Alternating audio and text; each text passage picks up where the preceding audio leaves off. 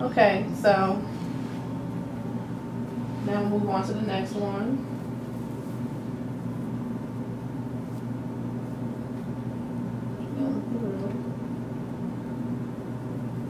Interlock this one because the root was fat enough for it.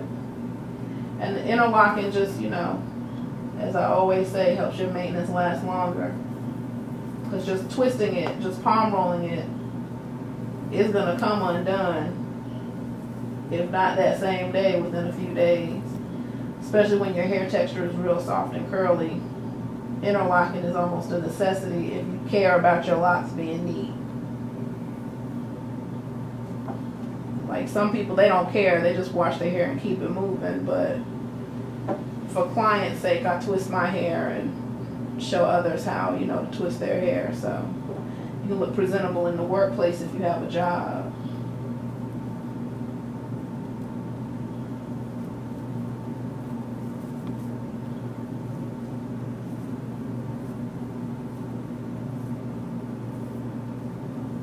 You can clip, depending on the size of your locks, about 3 locks together like that. Now, as you can see, I'm clipping them and then pulling my hair to the other side of where the rest of it is. That's like my barometer, my gauge for what I've done already, and then I just move it out of the way, whatever I've done already, so that it's not mixed in with the rest. The clipping, it also helps with knowing what I've done already. So, now that you've seen how I did those 3 locks, that's how I'm going to continue through the rest of my hair. We're not going to bore you with 30 minutes of me twisting the rest of my hair. So we're going to pause the video for now.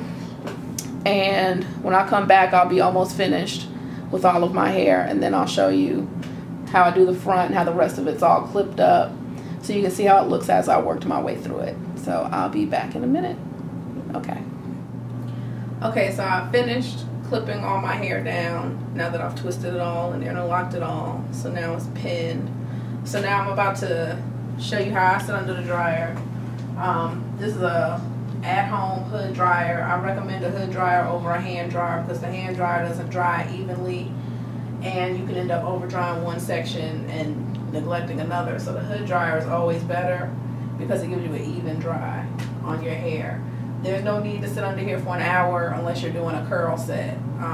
Most of the time when you go to the salon, they leave you under there a long time because they're trying to take you and 1 or 2 other people at the same time. But when you're working at home or with an in-home loctician, you'll notice you don't need to sit under here unless you're doing a curl set, because a curl set is the only time your hair needs to be completely dry to hold the curl.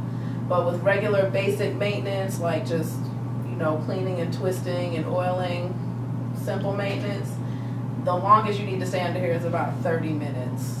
Especially in the summertime, because you're going to go outside and it's going to be blazing hot anyway, so your hair is going to dry during the day anyway.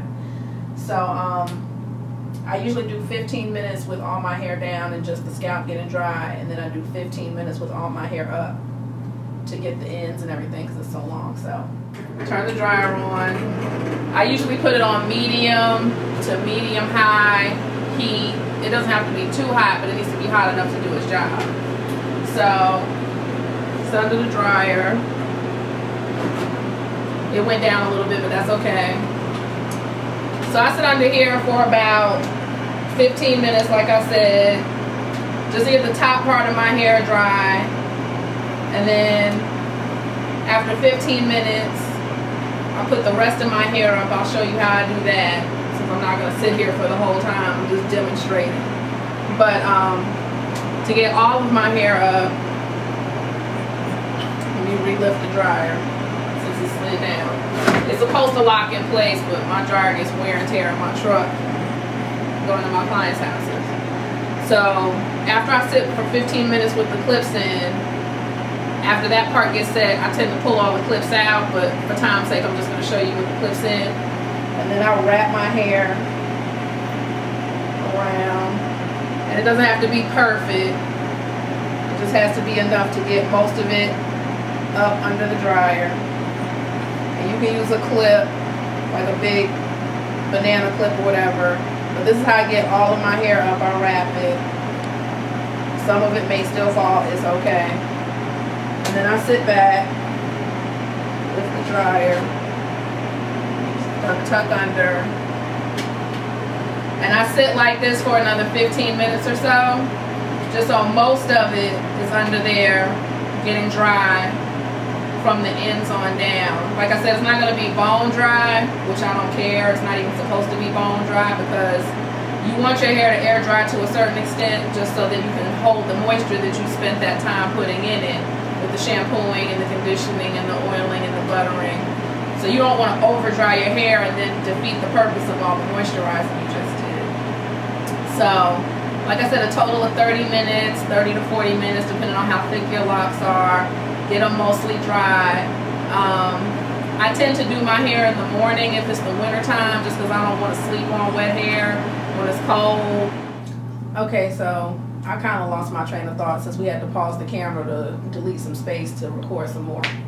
But I remember I was talking about when to dry, how much to dry, how often I dry. So the last thing I think I said was how in the summer and the winter I do my hair at different points in the day because it makes a difference in drying time if you're not going to sit under the dryer forever. So last thing I think I said was how in the summer I do my hair in the afternoon or in the evening because then I know I'm going out, it's still going to be warm, so it's okay. But in the winter you definitely want to dry your scalp before you go outside because you don't want to get the flu from your scalp being wide open and wet and it being freezing outside. So make sure you take into account what the weather is like outside when you're doing your hair and what time of day you choose to do it when you're doing it yourself.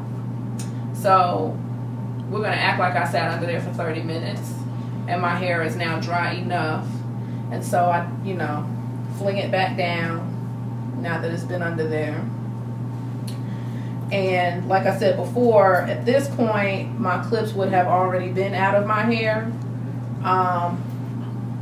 once I did the flipping up under the dryer phase, but right now they're still in, so I'm going to take them out after the fact this time. But as usual, make sure you guys go to healthylocs.com to download your free hair care guide on lock maintenance, because I know a lot of times sometimes I talk too fast on these videos or you don't get all your info in like you want to. So if you go to healthylocs.com, I have a lock care guide on there that you can download for free, and it'll tell you how to do this stuff at home for yourself and how to find the right loctician if you don't live in my city. I live in Atlanta for now, so if you're in Atlanta I can hook you up. But if not, my booklet has tips on how to do it yourself or how to find a loctician that can do your hair for you properly. Healthylocs.com. Of course, I'm going to put it at the bottom of the screen so you guys will know where to go. I'm on a lot of the social networking sites, Facebook, MySpace, Tag, Black Planet. So if you guys ever have questions, you can find me on there too, either under Nyesha Samuel or Healthy Locs, and I'll be happy to answer any of your questions. Our product line, Nyraju Skincare, you can go to blackskincareguide.com and download a free skincare guide, and you'll find info on skincare in that free download. You can also go to Nyraju Skincare on MySpace and see our videos and contact us if you have any questions for me on hair care or for my mom on skincare. You can find us on there. So we're getting all over the place with y'all. We're not just doing the video thing. We're trying to get out there and be more accessible, answer any of your questions. So until the next video, you guys take care and be good to your hair so it'll be good to you, and I'll see you guys later.